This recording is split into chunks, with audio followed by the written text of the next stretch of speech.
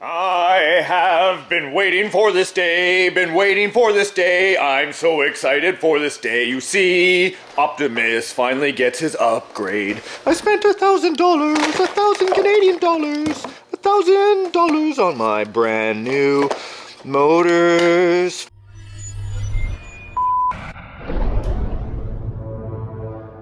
They arrived from AliExpress. Well, they weren't 1,000, they were 800. This is the Hobbywing Quick Run Fusion Pro motor and ESC combo, 60 amp 2300 kV, 3.17 mil shaft. Look at this 540, beautiful freaking spec. I already opened one up so I could show you. Get out of the box. Get out of the box. Look at this thing. I know these aren't new to the market, but if you know the story of Optimus Overkill and the backstory of this truck, you will know that this is an epic transformation. This is not the first time I've had brushless motors. These are sensored brushless motors. Sensors on the inside. I have to tell you guys, this is like a moment for me, because when I had the old Tekin brushless motors in there, we couldn't keep the timing quite right. But with the programming card that I purchased, all 4 motors, 2 transmissions, 2300 kV, you're gonna be like, that's completely overkill. And I'll be like, that's the freaking point. The ultimate RC. And just so I didn't get it wrong, I ordered 6 of my pinions. These are 48 pitch, 18 tooth each. So in case China had accidentally put 2 of the wrong ones in the bag, which I've had before, I still would get the 4 that I needed. So this is going on to my metal spur gears and my dual transmissions. Let's go look at it. And then here in my shop is Optimus. Now, don't get excited. I've been working on an idea for my trailer, but the whole point is this big fella here. Now, I originally started off with this fella being Project Overkill, which was an amazing project. But then with David Jr., before there was any 6x6s actually being made, we went ahead and redesigned the whole thing into HD Overkill, which actually had 4 motors and 2 transmissions. Now, only recently I had pulled out 2 of the old motors because they had smoked in one of the transmissions. And here you can see the brushed motors that are in there with a single transmission and a whole bunch of ESCs. Now, I'm going to be removing most of these ESCs and installing the other transmission today with the 4 FUSiONs. As a side note, because people will want to know about the trailer I'm working on, here I just kind of moved it off to the side. This is a typical RC trailer that's already made for 1/14 scale machines. Of course, Optimus being larger. What I'd like to do is replace it with these MOA axles so the trailer can actually have steering and power as well. MOA means motor on the axle, so an independent powered axle. And I think what I'll do is I'll use this one and this one, but we'll get to that another day. Yep.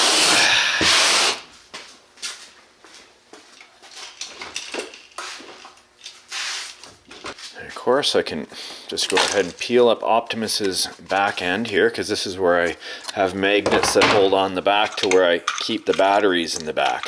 This is where I used to keep the old 2 RX-8s from Tekin that used to power the 4 brushed motors.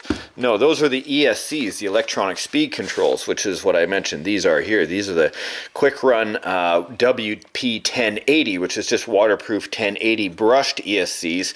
One of them I actually use for the front winch.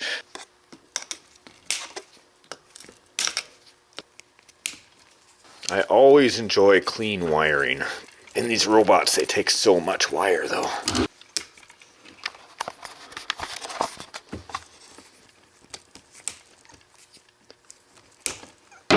There receiver is in the top of this beautifully painted. Shout out to Ryan at Bloodshot Airbrushing.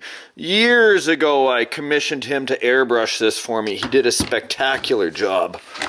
Now on the inside of Optimus, you'll see a large speaker in the front end. That actually goes to a whole sound setup that is throttle responsive. So when I ask my transmitter to make Optimus go forward, it sends a signal from the transmitter to the receiver here that tells the electronic speed controls to give the motor some power, but it has to pass through a sound controller that also gives the engine and turbo sounds of the diesel. I'm going to need to make all 4 of those motors go into these 2 harnesses, and this harness is just a simple Y harness already, so 2 ESCs into 1 Y harness.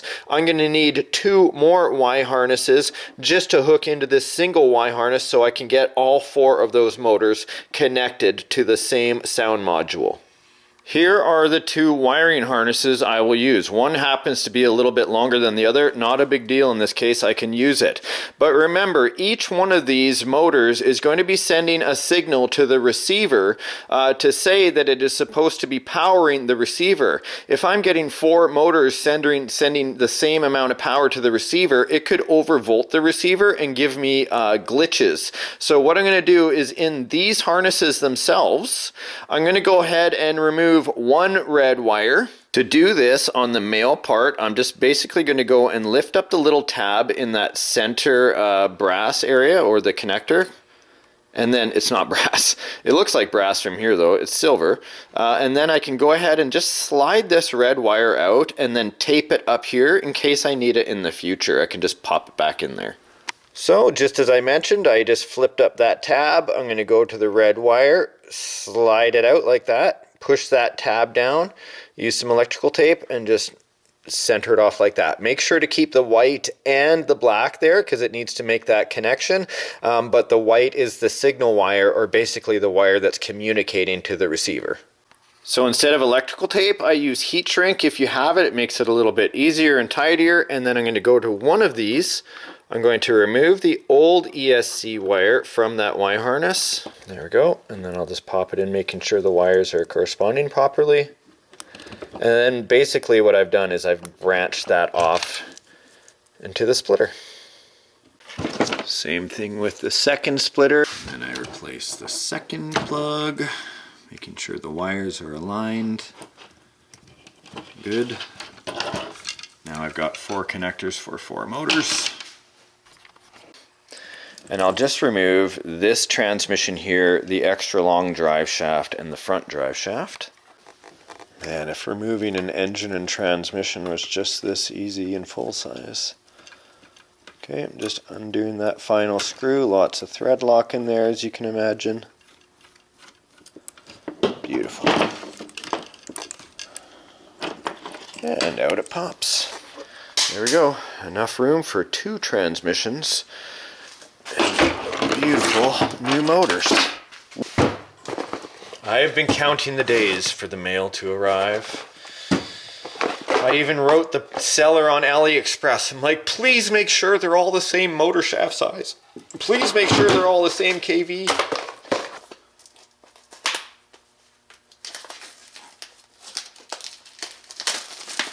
Oh, it's like Christmas morning. It's equally as expensive. Okay, then basically I'll remove 1, 2, 3, 4 screws. Wrong size. I should know that by now. There we go.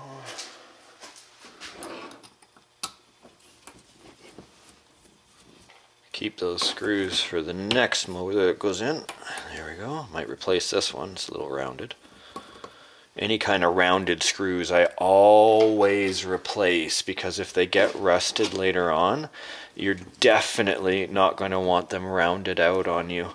It's a big pain, otherwise you have to drill them out and you might wreck your motor and blah blah blah. Now here's an interesting thing. Now before, years ago when I first did it, I built a very small drive shaft that went in between both transmissions. And my thought at that time was it would be very, very overkill to have all that power mounted together. But I think if I run it independently without that small drive shaft, I will be able to overdrive the front and under or overdrive the back tires if I want to do that. And I think, you know, I could have run one motor on the front, but that would have just been stupid. I just remembered why. Because I didn't want the output drive just to have all that force on the front output shaft and not be equaling it across all motors. But these are solid output drives that I put in here, and they should be exceptionally strong. So I might be willing to risk it, I think, without the drive shaft. A mix of crazy torque and the wheel speed when needed. To all the noobs watching, that set screw is so important, and you might even want to put some blue thread lock on it, because if they get hot they seem to let go. And also on most motors they have a flat side on the shaft. That's where the grub screw or set screw is supposed to go up against, okay? No, it's just too short. I needed a 20 tooth pinion. I hate when that happens. It's super 6 of them. Alright, these are all the pinions I have. And then the original 2 that were here, which are redonkulous. What are those? 28? They're huge. So I'll get rid of these ones. Do I have any that match? 26, 20, 28, 24, of course, 35, 33, are you freaking with me? 30, 31, 31, okay, we got 2 of the same, 31, 31, oh, 3 the same, 30, I don't need 31 tooth, fucking son of a, here's 2 Traxxas ones, damn it, you're 23s, I like that, 23 is good. Oh, it is so beautiful. Look at that. All right, listen. All right. It's so nice. You'll be like, it sounds tight. It doesn't in person. It's beautiful. Woof. All right, so here we are. Both of the transmissions are rebuilt. What I figured out is I'm going to put the 25 tooth on the front of the machine. So I'm going to have 2 motors running the front and with a 25 tooth pinion on either side. What that's going to do is slightly overdrive the front, which is what you want for a crawler anyway, but only by a 2 tooth difference until I order matching ones for these 23s here. The 23s are going to go on the back of the vehicle to drive these 2 axles, all 4 of those tires. Why? Because that's where the torque really needs to be. In the front, it's just going to be ridiculous overkill until, well, forever. And so that's the way that goes. The other thing I found out was when I was actually going through and looking for pinions, I thought I would show you something. Remember I said the solid output drive runs to a small drive shaft that connects these 2 together? Well, since that's no longer possible, I was searching through, and when I was looking for the pinions, I found a solid output drive shaft to show you. This is 1 gear. The original manufacturer actually made this into 3 pieces that you had to screw together on either side. It was a gear and then an output drive on this side, which was kind of weak, and same here. And they would always snap. But these are incredibly strong, and I think I got these at RPP, I think. So you can look around for these kind of steel gears. These steel spur gears are, like, that's what I love. So aren't they gorgeous?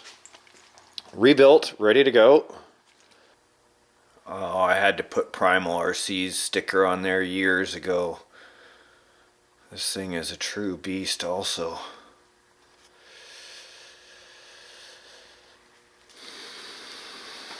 Just brute strength now. Unmatched.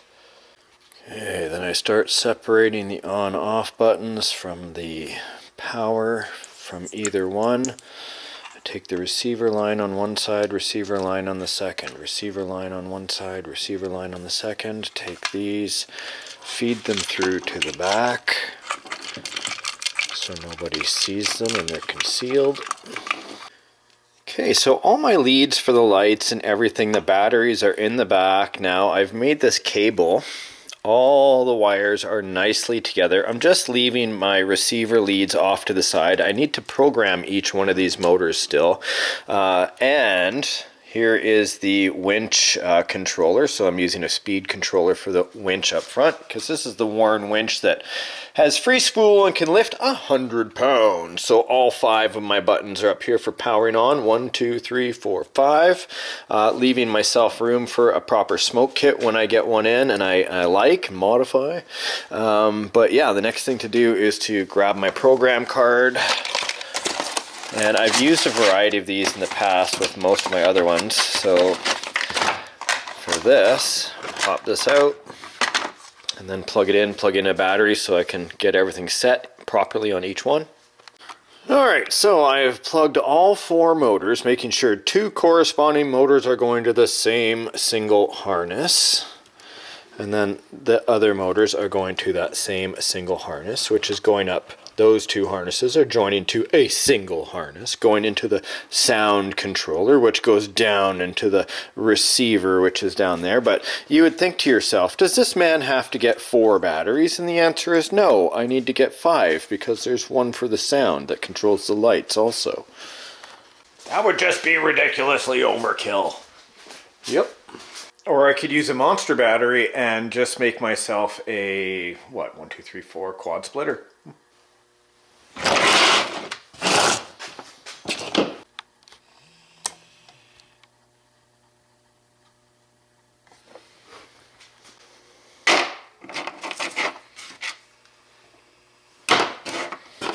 So, 4 into 1.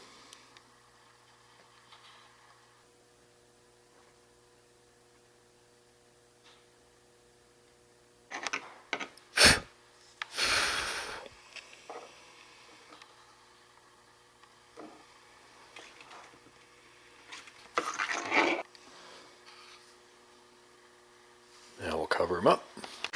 8400 3S LiPo. That is a lot of milliamp hours at 12 volts. And so how a LiPo battery works basically is it gives out 12 volts at all times as it's depleting until it just basically shuts itself off or goes into cutoff mode if you have an ESC that does that for you.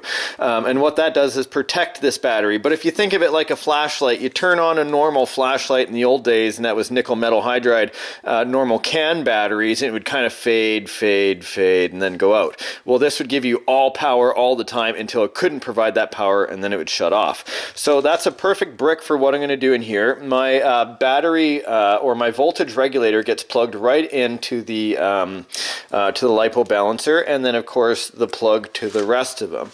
Off to the side, I'll show you that basically the cable itself is done. It is a ton of wiring, not only for the sound kit and for the extensions, but remember, on the back I have independent steering. So it's 6-wheel drive with 6-wheel steering all the time. They're all locked differentials, right?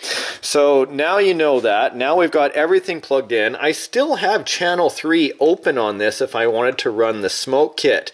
And I do have a new radio and transmitter on the way that's going to be an 8-channel. I'll show you guys later on when I install it. But a little bit of split loom on here would look pretty good. You might be wondering what these blue things are. These are, I bought these on, I think Amazon. They just keep the servo extensions and servo connections together, so when they get pulled, they don't easily come apart. And a few minutes later, you can see it kind of tidies up all the wire job, make sure everything is protected. I can mount it up into the top now. I just got to get a little battery for the sound unit. I run an independent 3-cell, I think it's a 1700, maybe it's a 1500, just for the top LED and sound. Power up my radio before I plug anything in.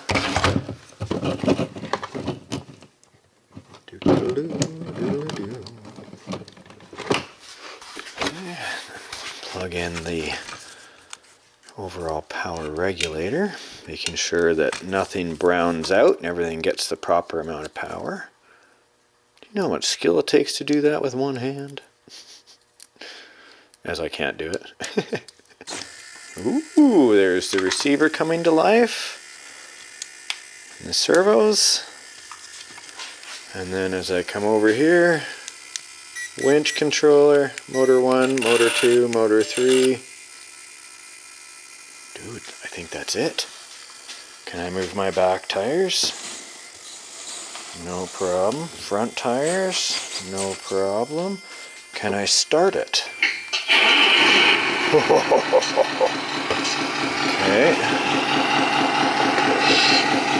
But can it move? Oh my gosh, yes.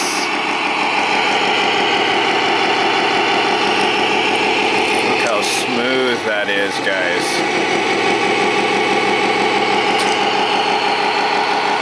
Like butter. Nice and controlled. Okay, I'm going to assemble the top. Make sure the battery's properly in there. Put the back on.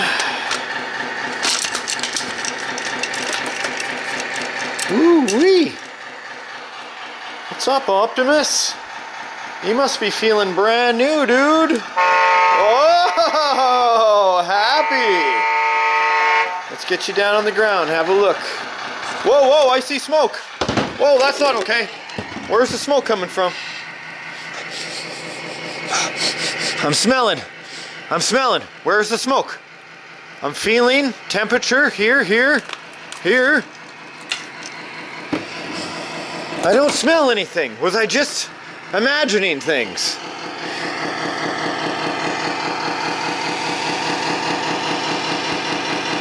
I don't see any smoke. Oh, no. There it is. Look at this. Smoke coming from the receiver. Oh, it's hot. Okay, okay, okay. So I've overvolted the receiver somewhere. Dang. I love it. We're so close. Somewhere in my... Yeah, it's getting overvolted. Oh, look at this. Which one is it? Okay, okay. No! Okay, so here is where the short occurred. The only thing I can think to myself is that somehow I may have had that exposed, like where I pulled the red wire back, but I'm going to try it with a different harness. At least I'll know where to look this time in case anything does start to go wrong. That didn't make sense at all. That's the hobby for you, though. Alright, radio on. Yep. Let's try it again! Please turn on, please turn on, please turn on, please turn on, please turn on, please turn on, please turn on. I'm going to touch it. Okay, that sounds legitimately like it's on. I don't feel any heat. Let's turn it on. Let's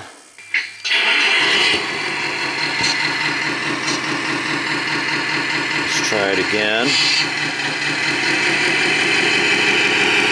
Good, look how pretty it is. Okay, let's try feel for heat. Nothing. That's so weird. What happened? It is so smooth. Smoothest it's ever been. Okay, testing for heat, testing for heat. Nothing. Reluming! Reluming! Who am I talking to? Everything's working? Yeah, I love Opta. Oh, my front steering. Oh, it's because I unplugged it. Yay!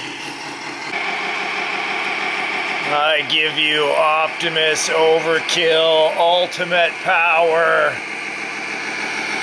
Slow crawling speed. Ready to haul anything. Little spring snow.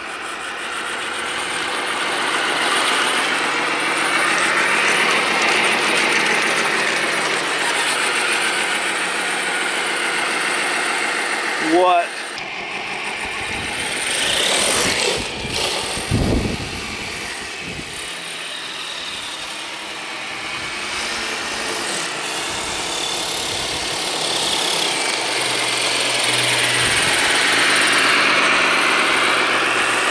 The slow crawl ability.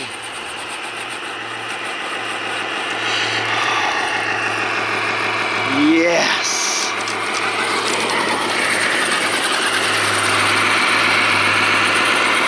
An ultimate upgrade.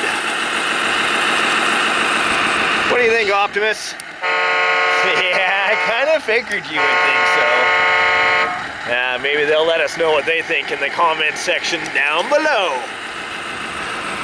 Now, I gotta go work on a trailer.